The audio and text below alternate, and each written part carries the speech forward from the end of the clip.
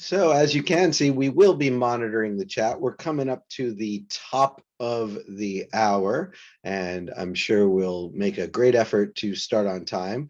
I think we are recording this, so if any of your colleagues miss it, or if you got to bounce out for any reason right there, we'll make sure to get you the recording. I think it's also being live streamed right now on Facebook, and it's also, I believe, even on LinkedIn right there. So we are sort of hitting a variety of channels. We had a lot of interest in this webinar right here. So I am going to, as promised, it is the top of the hour. So I'm going to share my screen and I am going to introduce everybody. I'm hoping that we can see. Are we good here? One and all, James, Ben, yeah, you can see my screen. We're good. Looks good. See, it's good to go. All right, fantastic. I think just to prevent any lag, I'm going to take myself off of video for this presentation since I am driving. But dun, da, da, da. Here we go. Welcome. We are doing a webinar today on career explorations in esports. My name is Alan Sitomer. I am the CEO and founder of Mastery Coding, who is sponsoring this webinar right here. But I'm super jazzed to bring in the following two gentlemen. We've got, in no particular order, we've got Ben Pusada, who is an educator. He is an esports aficionado. He's a gamer. He's just had so much to do with academic esports in so many different ways. Lots of students across the country have benefited from his coaching expertise.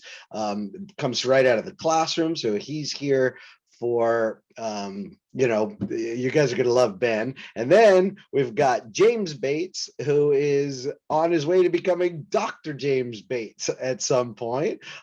He is studying esports, but game design and all things sort of related to research-based, game-based learning. And there's so many wonderful things. So this is definitely, we've got some big brains on the telecast today. We'll start with you, Coach Ben. Hi, tell what brings you here today? I'm here to be able to share a little bit about what we do at Mastery Coding and how that might be able to help everybody who's able to watch and has interest in our program. We put together something really special and we're excited to be able to share it. Awesome, awesome, awesome. And then James, how about you, sir? Well, you see, I got an email from my boss, Alan, here, who told me to come to this webinar at 12 p.m. No, I've worked on a lot of the curriculum that we're going to be talking about today, and it's always been my passion in the esports space to, teach both educators and especially parents I've had interface with a lot, what the value, especially, in terms of career progression can be in this space, how there's so much more than just being a player, and there's, all kinds of viable career paths. There really is, and that sets up a nice opening because this is about exploration of career opportunities, today's webinar. And we are a research-based organization that really uses data to inform our decision making. And no matter where you look, middle school in particular is the time when students can most benefit from early exposure to kind of just having a vision, okay? Because esports is this unique animal in that it has captured the hearts and minds of kids everywhere across the globe. But are they aware that this is a multi-billion-dollar industry with career opportunities that range from actually becoming makers and turning gamers into makers to graphic designers, artists, event coordinators, all this different stuff. And when you can open their mind to the vision of what's possible, you can channel their energy and passion for gaming into meeting academic and learning objectives. So that's kind of how we're sort of putting it all together here today. And when we talk about career exploration, you can see there are a variety of domains available where you can sort of help funnel kids based on their own passions and proclivities. But when we talk about career exploration as it relates to young people, we're talking about that multidimensional aspect of learning about yourself, learning about the world of work that is available in the careers attendant to esports, identifying potential professional opportunities. That is a really big thing. You know, Joseph Campbell long ago said, follow your bliss, that type of thing. And we know students find a ton of bliss in there. Where can this lead? That's the process of discovery. And then once you have a sense of it, well, is there an actual strategy to help students realize their educational aspirations and goals? So when we sort of come to this webinar, we really do it from a belief of, we don't think it's ever too early to start awakening kids to their possibilities right there. And I want to sort of go over to how big are the possibilities? Like, let's get a size of the market. What are we really talking about? So Coach Ben, why don't I kick it over to you? How big is esports? Well, it's really just gigantic. I mean, when we compare it to other traditional sports, esports are pulling more viewership when it comes to actually people watching these tournaments and these leagues than every other sport in the US besides the NFL. And this is something that's been growing exponentially. I mean, we're seeing that students are spending up to 13 hours a week playing these games. People are spending dozens of hours a week I watching. thought you were going to say 13 hours a day. Well, we No try to comment on my encourage them not to do that. But the popularity of these games is rising so much. And it's really our job to help students harness this and to be able to find ways that they can channel their passion and be able to turn it into something more. Now, esports is bigger than just viewership and playing. Esports have started to enter into other realms. So the largest physical concert that was ever hosted was by Rod Stewart in Rio de Janeiro in 1994. And this was 3.5 million people in it, an astronomical number. I can't even imagine trying to fit that many people. The biggest concert I've been to was in Madison Square Garden. Not quite the same size. But then if we compare that over to Fortnite, Fortnite has started hosting their own concerts, starting with one for Marshmello, which had about 14 million. Now, that pretty much immediately blew the largest physical concert out of the water. And they took it even a step further when they brought on a new artist called Travis Scott onto the scene. And they pulled almost 28 million attendees. And these are live, right? These are all these people watching. Esports isn't just about being able to play the game. Esports is delving into all these different avenues and trying to find ways that they can pull kids in and get them excited about the games. So, James, let me ask you right here, because you're very familiar with the university landscape and how middle school leads to high school and high school leads to college and so forth like that. Can you talk a little bit about gaming as a gateway to different opportunities? Certainly can, Alan. So it's not, gaming isn't just strictly an educational or an entertainment opportunity for kids anymore either. As Alan was hinting at, it's starting to become an educational one as well. So as we'll see here, there's 200 or hundreds of universities across the world now that are offering esports scholarships specifically for both players and for people who provide other services along with their team. These can be managers, commentators, these kinds of people. And these aren't just like, bottom tier universities you don't really want to send your kids to. There are public institutions who are in this. University of California, Irvine, where I came up. There's the University of Hawaii, Illinois at Saint Germain. Like, there are a lot of universities who are offering these scholarships, and they can be very, very competitively priced. Now, it's not going to be just about playing games either, because these athletes, these student athletes, they keep the same requirements that a traditional athlete would as well. So there's GPA requirements in here. I coached a university team. We had to keep it all above a 3.5, every single one of them. Has a lot of academic performance alongside all of that. And then most of these students, almost all the ones I ever met at any of these universities, they're getting funneled into specifically STEM programs and thriving in them. Most of my guys were all computer science majors, and they were learning that and learning how to build the things they were playing along the same time that they were, excelling competitively. So that right there is, proof, obviously, that esports is leading not just to mindless sitting on the couch, drinking Mountain Dew, eating hot Cheetos, and, kind of your life just atrophying away right here. We're talking about actively engaged esports athletes and players who are pursuing computer science degrees. Is that kind of what you're talking about in STEM studies? All of that, and they're fit too. My program, we work these guys at the gym 4 days a week. Like, if you're gonna be, if I want to be the archetype that Alan's talking about, sitting on your butt and eating hot Cheetos, you're not gonna make it as any of these kinds of things. We teach them good habits, both in terms of study skills, in terms of critical thinking skills they need to survive in the game and in the real workplace, and then physical skills that'll keep them healthy throughout the rest of their life. And that leads to how we see esports, I think, as a pathway to career opportunities that service kind of the whole child. So as James was just mentioning, it's not just about an opportunity to learn concrete skills. So if you think about it, all of these games were made with code.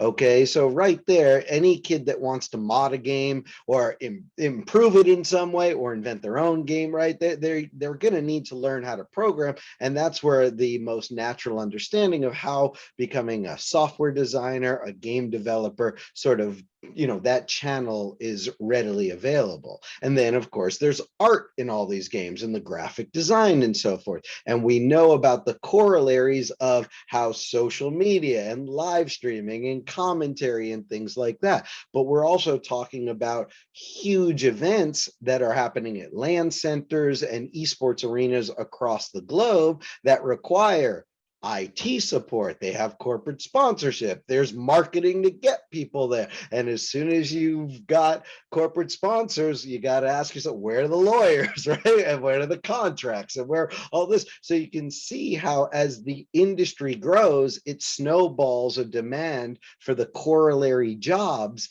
that are attendant to the industry right there. So if some kid is like, they like being out front and they have a big personality and stuff like that, maybe broadcasting is an area they want to funnel into.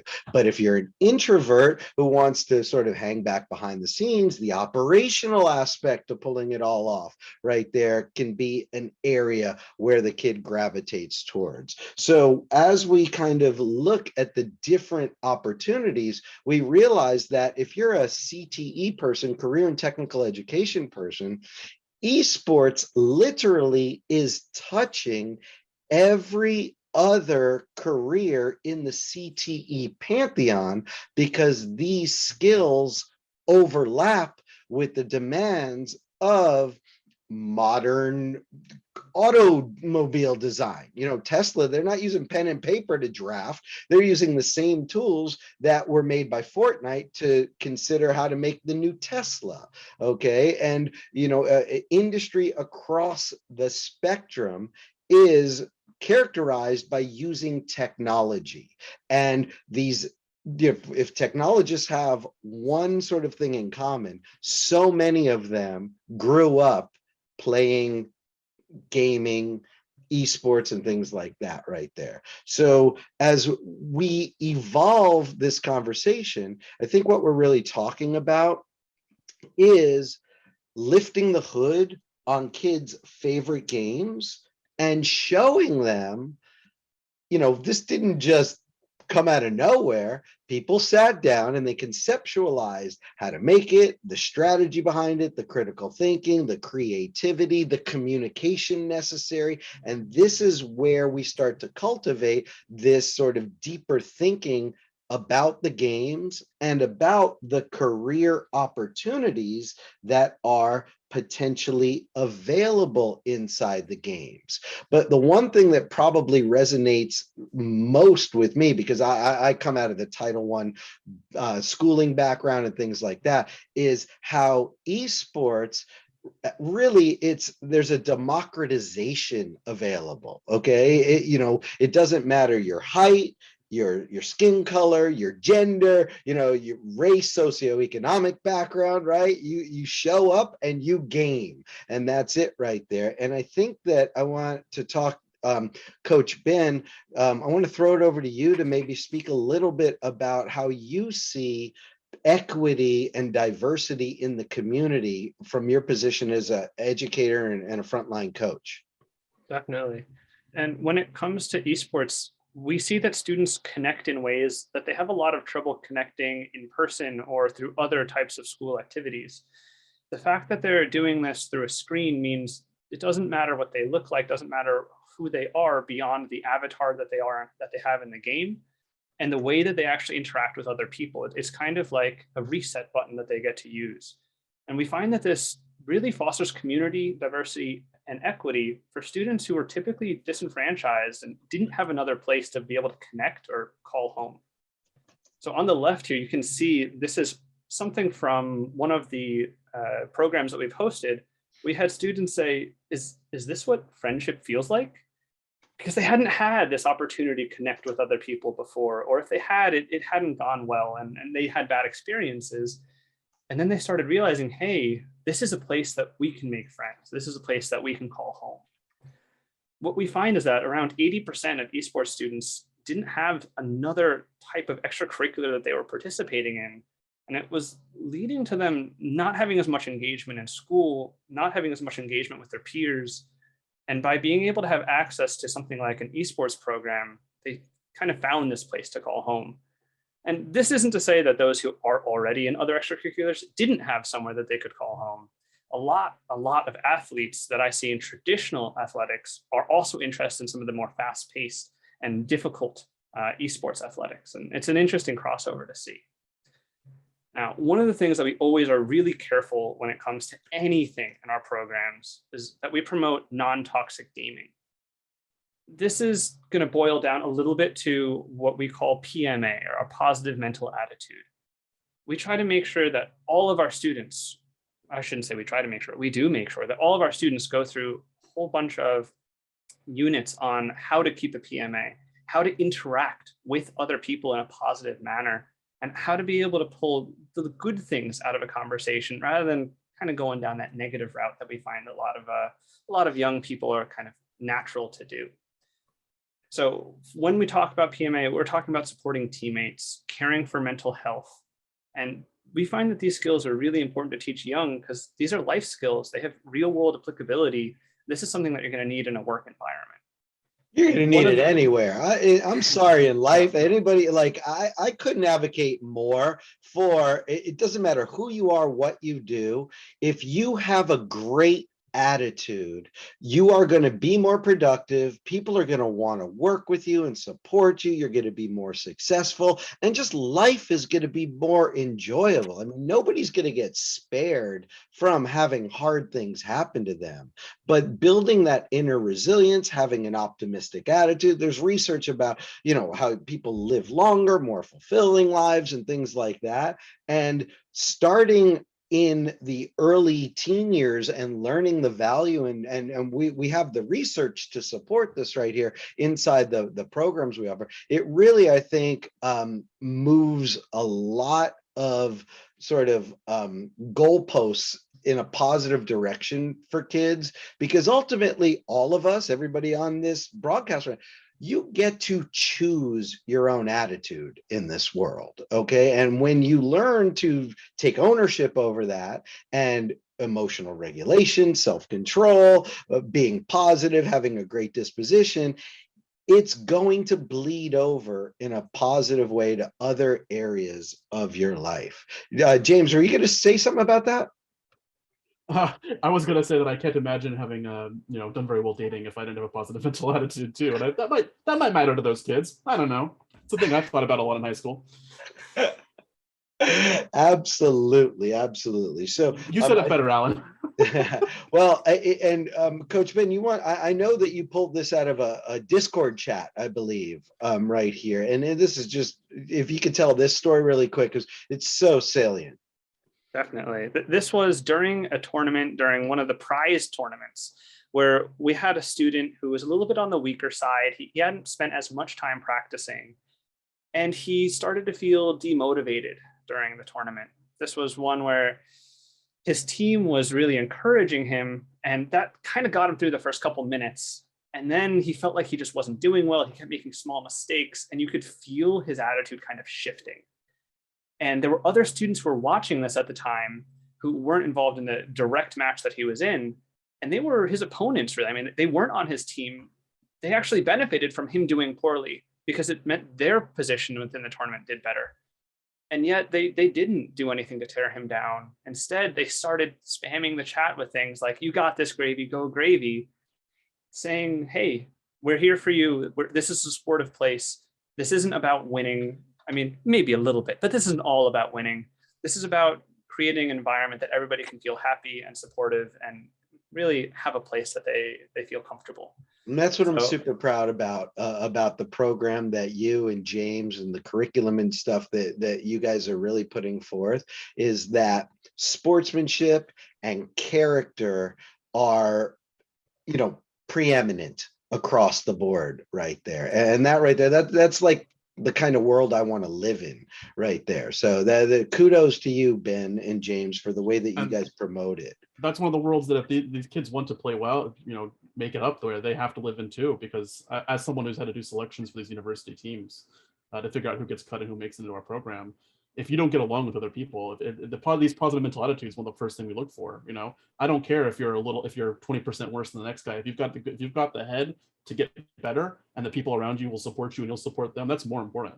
Frankly. That's right. Tortoise in the hare is like fairy tale stuff right there. And you know, one thing that's remarkable, I think, Coach Ben, is the age of esports players and athletes. Do you want to take us through that a little bit right there? Sure. So within traditional athletics, we kind of have this standard approach. Middle school, you're going to start playing a little bit of sports, and it's going to prepare you to go to high school. In high school, you're going to play on JV, maybe get to varsity. If you're good in varsity, then you'll have a scout from college come and say, "Oh, maybe you could get a scholarship," but you don't have a career yet, right? This is so that you can play in college. And then in college, towards the end of your time there, there'll be a scout who'll see maybe you can actually start your own career. And so we see a lot of traditional athletes being about 26 to 29, somewhere in that range. That's when their career is really lifting off. Esports does not follow that same trajectory. In Fortnite, the average professional player is just 16 years old. This is a high schooler. So if we don't start preparing them for this career until college, we're going to come into a lot of issues. And that's why our middle school course is so important. If they're going to be competing and having their career begin in high school, we need to start working with them in middle school so that they're prepared for it. They understand what's going on. And even crazier than that, the youngest Fortnite pro player, pro streamer was only 8 years old. They got signed for $33,000 to FaZe Clan. And this is somebody who didn't even get to middle school before they started their career. We're seeing esports keeps pulling things younger and younger, and it's expanding at such an exponential rate that we really just need to do everything we can to keep up. These And numbers are courses- staggering, Coach Ben. I mean, that an 8-year-old getting a $33,000 signing bonus right there, a 16-year-old player, and the stats that you just pulled up about the money is just incredible. How, might I ask, do the parents feel about esports in school? Well, that's a hard one. Like Alan introduced me, I was an educator for many years, and often parents were not very supportive. They felt like video games were a waste of time. Esports were just the same as video games. There was no distinction. Their kids were kind of rotting their brains playing these things, and maybe they could get an hour at home. I had one student that when I was a teacher, he really shone as a player. I mean, I saw that he could have this incredible career ahead of him. He was one of the strongest people I'd ever met. And yet when I spoke to his parents about it, they weren't very enthusiastic. They said, "Oh, he plays too much. We don't support that," the whole spiel. So I said, okay, I've got a mission ahead of me. During our next parent-teacher conference, I said, "Hey, he's really amazing. Like, I want to highlight his skills.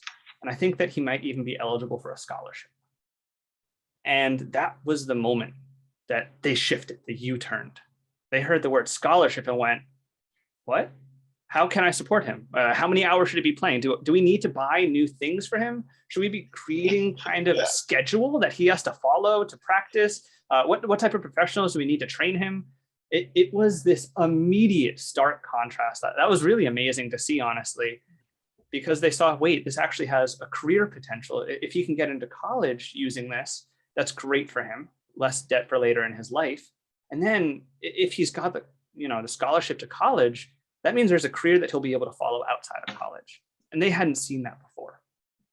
And Now, what's super important, I think, is how if you can bring an efficacious career explorations course in esports to your school, you almost are sort of being preventative in terms of the dropout rate, because as the research shows, kids who have no tie to extracurricular activities whatsoever are the students most at risk of dropping out or failing out. So if they don't see themselves in, joining drama, if they're not intrigued by the photography club, if they don't play a musical instrument and want to join the band, and they have no aspiration to knock heads on the football team or something like that, where can they find the community that is necessary to keep them tethered to campus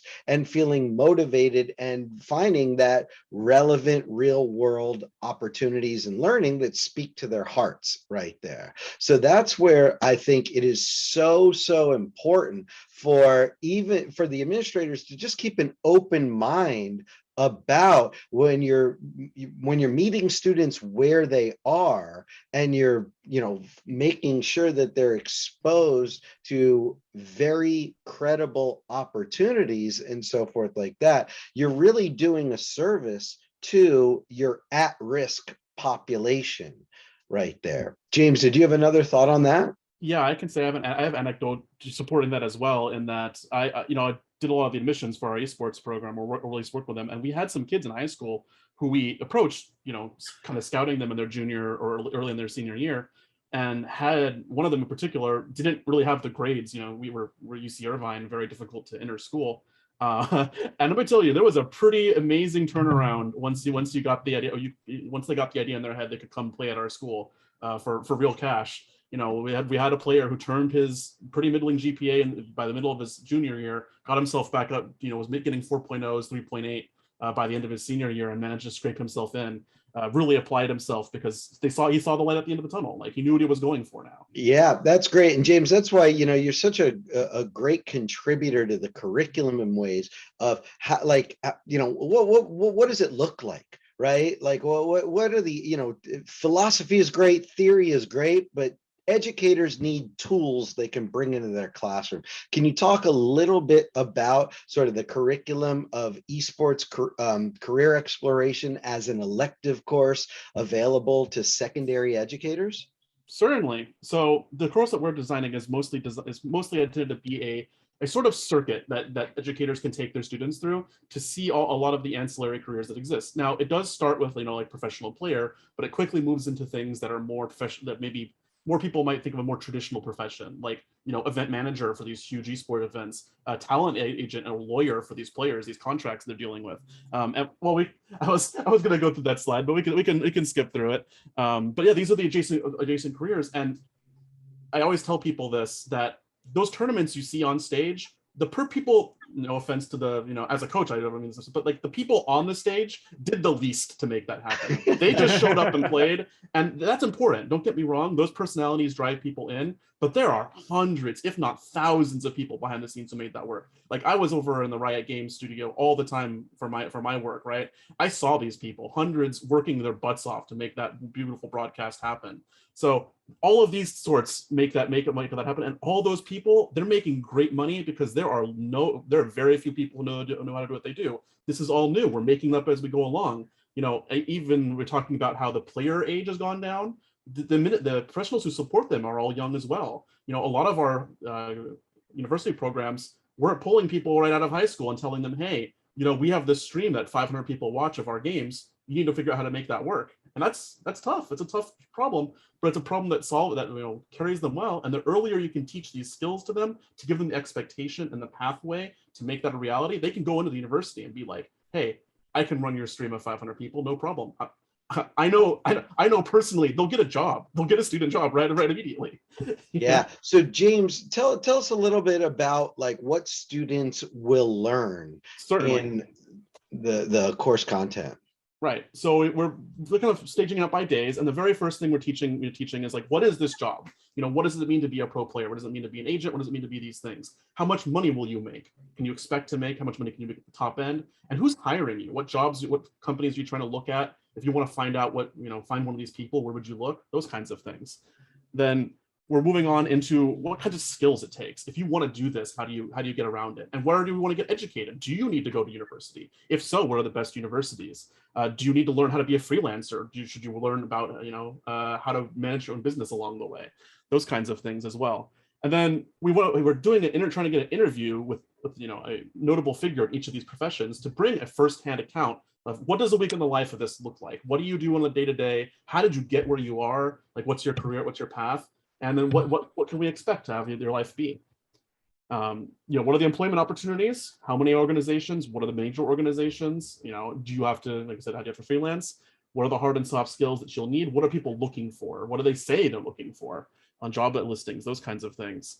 And then my favorite part is trying to give you the students a defined path from apprenticeship to being a noob, for lack of better terminology, new at it, to what professionals are and what skills they should be looking to train each step of the way. Like when will you know you've made it, kind of thing.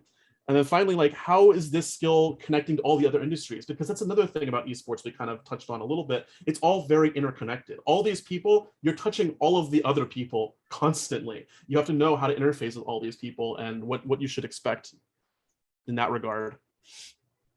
So we talked a little bit about, we've mentioned a few of the careers, but here are basically the careers that we're looking at. Is, we want to introduce people to what it means to be an esports player. And let me tell you, Ben and I have both been coaches. We've seen the dark side of this. We're not presenting a gilded view. Like, like for example, when presenting the median salary, yeah, some people make millions of dollars, but the average salary for an esports player is less than what a normal job it would give you. So we're giving them the real, these are all the real hard facts, and they can make their choices based on them. We're talking about software development, game designers. Somebody needs to make the game. Commentators, these people make as much as the players, or if not more sometimes. Business development, these big organizations that sponsor these teams, they work entirely off sponsorships and biz dev deals with companies bigger than them. You have Adidas giving sponsorships to these teams, that kind of thing. Somebody has to make those deals happen. You've got event planning. Like we said, there's, Ben talked about, there's 27 million people on this concert stream. It takes someone with exceptional talent to run that, right? Agents, lawyers, these organizations, a lot of these organizations are seedy and are trying to exploit these kids. Ben said, there's an 8-year-old. There's a big temptation to give an 8-year-old a tainted contract, isn't there? I mean, there needs to be people who stop that from happening. Yeah, so I guess that leads to, like, agents and teenagers and lawyers. Like, is it really necessary to involve such adult things in these teenagers' lives? Well, if you want to move on, there's a very good example of why this is necessary and why we need to raise awareness for these kids, because they kind of have a gilded view of it. This guy here is Tifu. I bet most of your students have heard of him or watched him directly. He's a big Fortnite streamer, and his numbers are preposterous. He'd be one of the richest people in esports. I mean, he is anyway. But he signed a terrible contract when he started getting up.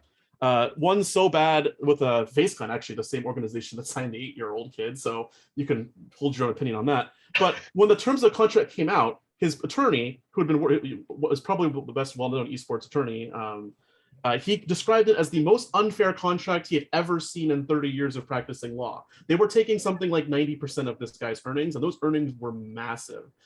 These are the kinds of case studies we're also bringing to kind of show the kids the consequences of not being aware of these things, or showing kids the benefits of working in these fields. Each week has a case study like this. This is why this is important. This is why you need to know this. We want to make them look out for themselves. Yeah.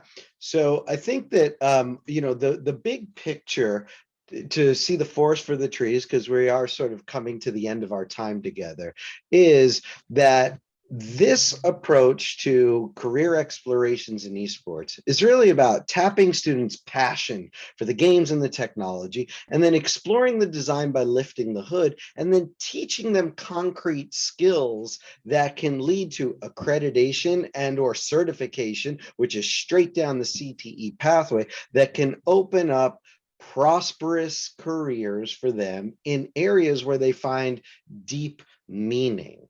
Like that is kind of the secret sauce of what we're putting together right here. And we provide a variety of tools. We have Pathway Esports, which is a one-stop solution right there for forming a team, running a team, providing all the career academic opportunities, the scholarship things right there. We've got a league, we've got competition, and sort of all those different things in our Pathway Esports program. But essentially, we want to find a way to help you turn your gamers into makers, whether it's learning how to code and make the games right there, discovering entrepreneurial pathways, discovering, just as I mentioned earlier, the vision for whether it's STEM, social media, whatever the case may be. It can all start with esports right there. And if you've ever worked with teenagers, in an extended, manner, you understand that if you win their hearts, their minds will follow. And that right there is sort of going to bring us to our Q&A session. But before I jump over to the Q&A session, I want to invite everybody to make sure that you know that if you showed up here today, we are gonna raffle off some Amazon gift cards right there. We got a bunch of them that are going to be given away. It'll probably take us just a couple days to get our hands wrapped around the winner and getting contact information, but make sure that you're on the lookout for follow-up emails from us right there. And it's not just the Amazon gift card that we're going to give away, but we have a special right now because when you're CEO of a company, you get to do these kind of crazy things. And what I am going to offer is that if anybody onboards any of Mastery Coding's traditional courses in coding and or Pathway Esports, I will give a free pilot to our career explorations in esports course. This is meant to run as an elective inside the bell schedule. James showed you all of what it covers. It's got lesson plans, self-grading assessments, capstone project. It's project-based learning. It's fun. It's engaging. It ticks every box for an elective that you would want. And like I said, it will be free right now. And that's nearly a $4,000 value if you score one of our other courses, just because you showed up here today. And we want to kind of, help you reach these students right there. So having said that right there, why don't we maybe see if we can tackle a couple of questions right here. So let's see, SEL. Okay, I see there's a question. Does gaming provide benefits to the social emotional well-being? Our overt objective is to build personal well-being. I think you've heard about it in the PMA, in the non-toxic gaming, in the passion and meet them where they are, in the sense of community, in equity, in self-efficacy and things like that. So without a doubt, we believe that we are sort of at the forefront of providing SEL benefits through academic esports. And these things are not nuanced. These things are overt in our program with lesson plans and the academic vocabulary of the discipline right there, activities, self-reflection. So Coach Ben and James have done a phenomenal job on valuing the whole child right there. Let's see, parents. How do we get parents? So Coach Ben, once again, the parents, got any thoughts on that? Usually it's conversations. I talk to a lot of parents on the phone or their students or their children call me over Discord or Zoom or something, and we have a conversation about what will gaming do? How do esports help our children? How do they help our students? And I mean, the simple answer is it's an activity that they're going to be able to get involved with their peers and something that they're going to be able to channel. Because let's be honest, kids are going to play games no matter what. Like that's their goal. They want to play games. These are fun for them. So when we can get parents involved and on board, then we can work together as a team to make this the best experience for the child as possible and really funnel that into something productive as opposed to simply a hobby that they kind of waste time with.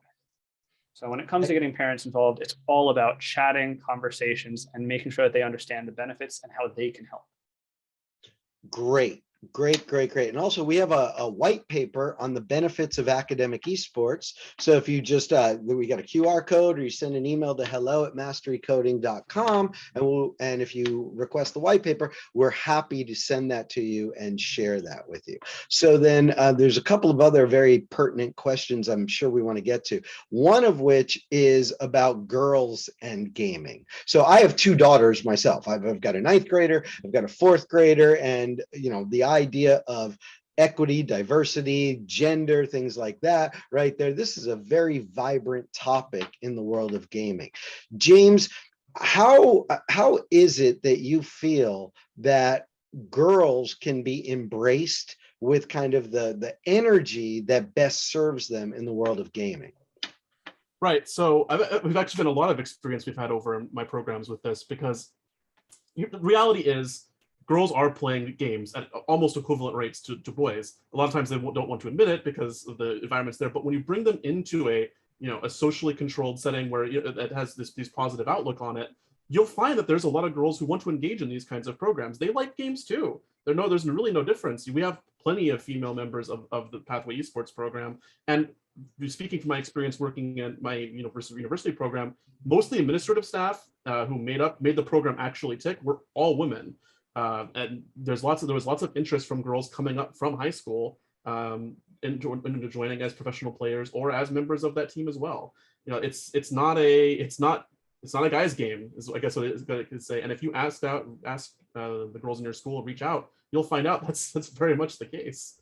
That's good to hear right there, that it's, and we overtly work on providing access for everybody, one and all, right there. And that leads kind of to the next question in the chat about esports helping with students who have either learning disabilities or developmental delays. So I'm gonna have Coach Ben speak to it in a second, but we've had parents of like autistic students who have gotten involved with our program reach out to us with just feeling as if like, their deepest worries about their kids not finding a home, not finding a community, they're being isolated, this and that, and then they just come to life. We've had so many heartwarming stories on that front.